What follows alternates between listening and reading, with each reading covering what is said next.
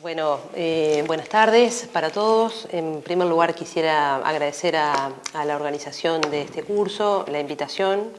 No es agradecerla a cualquier persona, digamos, están a cargo de este curso un conjunto de colegas, de amigos, de compañeros de ruta del Abrojo, que ha sido y es un espacio institucional donde uno suele sostener un conjunto de intervenciones dirigidas a la infancia, a la adolescencia, y no hace eso, no sostiene esos espacios sin formularse un conjunto de preguntas, a veces algunas muy incómodas.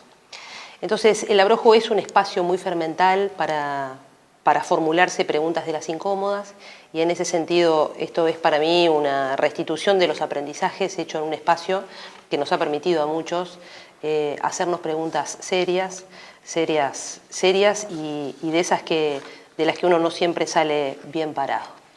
Entonces, hecho los agradecimientos, la idea es que yo pueda poner a circular acá un conjunto de conceptos vinculados a la adolescencia.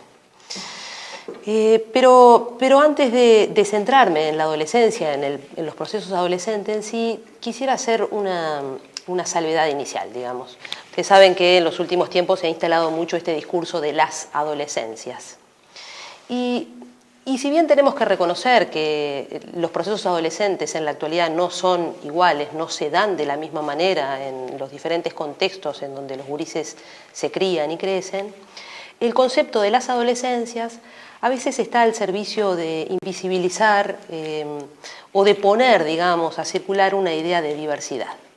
Una idea de diversidad que tiene sus virtudes, pero que tiene, cuando hablamos de adolescentes y cuando hablamos de adolescentes de sectores de pobreza, es un concepto que muchas veces invisibiliza la dimensión de las injusticias y el tamaño de las marcas que esto supone para los gurises que participan de unos territorios de lo social donde hay un conjunto de cuestiones a las que no se puede acceder. Voy a insistir en esta idea más adelante.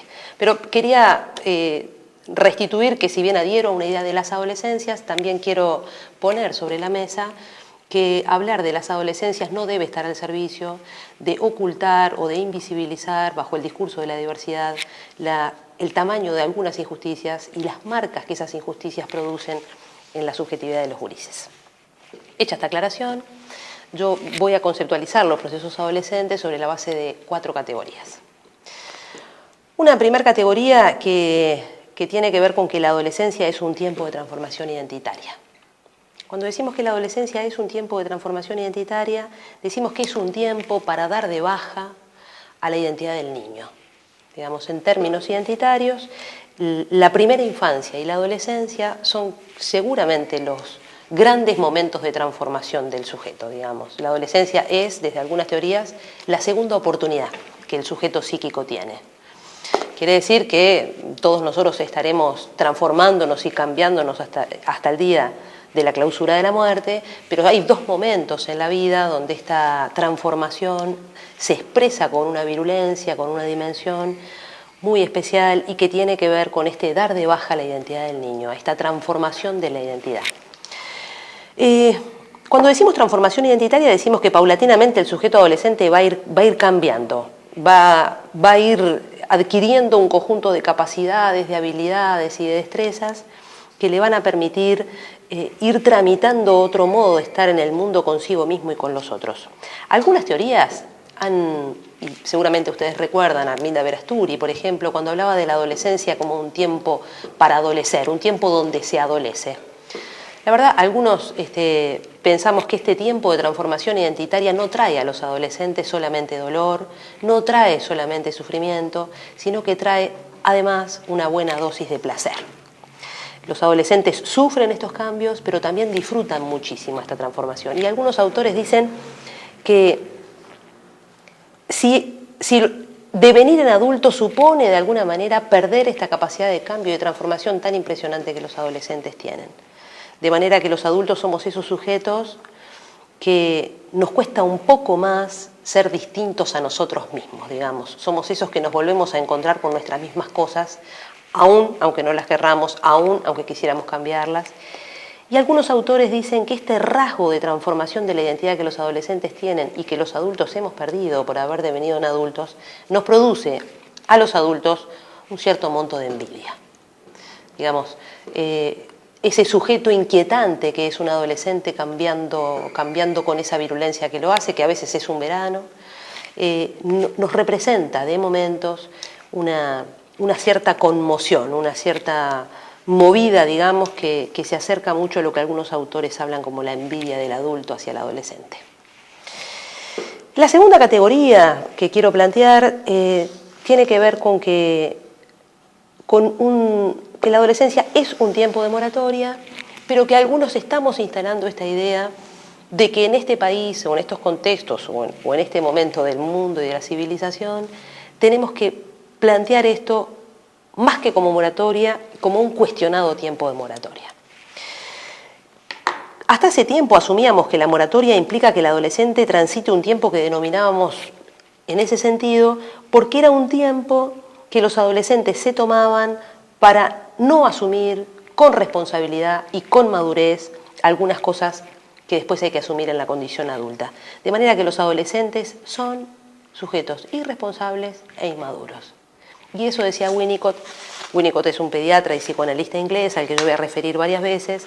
Esa inmadurez es el rasgo más saludable de los adolescentes.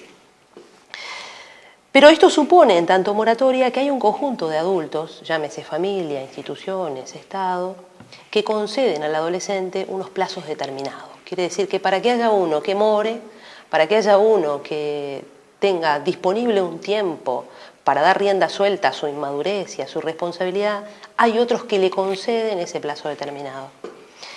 La concesión social de un plazo, históricamente ha estado, históricamente me refiero a los procesos modernos, yo no voy a insistir acá en una perspectiva histórica porque de verdad que nos llevaría mucho tiempo, pero sí decir que en la modernidad por lo menos esa concesión social de un plazo venía de la mano de la familia y venía de la mano del Estado. Quiere decir que para que los adolescentes transiten un tiempo de moratoria implica que hayan otros que le conceden un plazo determinado. Lamentablemente tenemos la impresión que hay un conjunto muy importante de adolescentes en nuestro país que no tienen claro y que definitivamente no cuentan con la concesión social de un plazo. De manera que muchas veces los adolescentes tienen que asumir, en algunos casos, roles adultos y en otros simplemente vivir con la rabia y con la ira que supone no contar con la concesión social de un plazo determinado, que por supuesto unos tienen y otros no.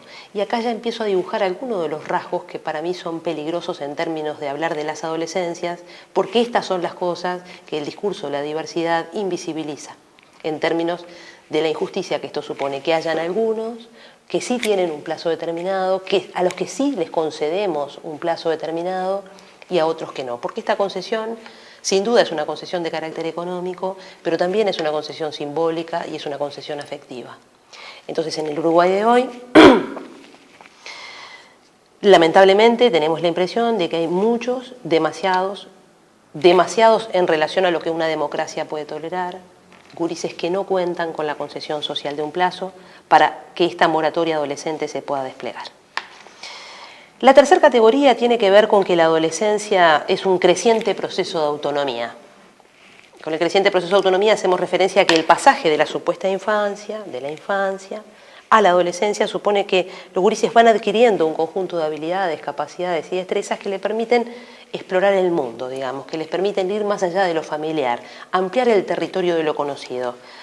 Y el proceso de autonomía no significa pensar en adolescentes solos. ¿A qué me refiero?